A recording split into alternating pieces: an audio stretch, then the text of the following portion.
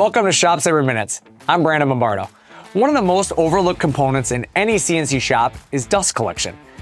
Here, we're running a job without any dust collection. You'll notice the chips and dust being thrown across the table, onto the machine and into the air.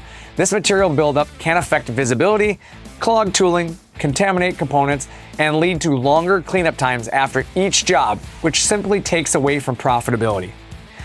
Dust like this isn't just a mess, it's a maintenance concern and potentially health hazard, especially when cutting materials that generate fine particles.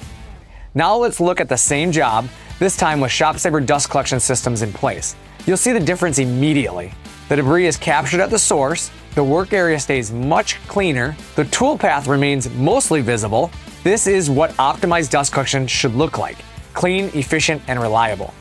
Now, each application will offer unique challenges when it comes to dust collection, but here at ShopSabre, we offer a wide range of solutions. Our standard skirt, our stage 2 skirt, and of course, our dust dock technology. Why this matters is that this increases the efficiency in your shop and lowers overall operating expenses by choosing what is best for your application.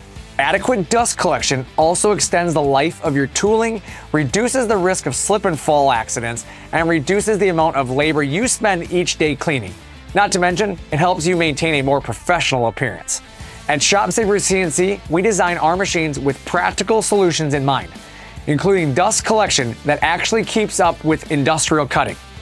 While there is not always one size that fits all, we have spent a considerable amount of time building solutions to fit the most common applications.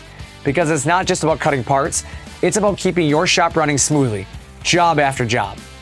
Thanks for watching this ShopSabre Minute. I'm Brandon Bombardo. We'll catch you in the next video.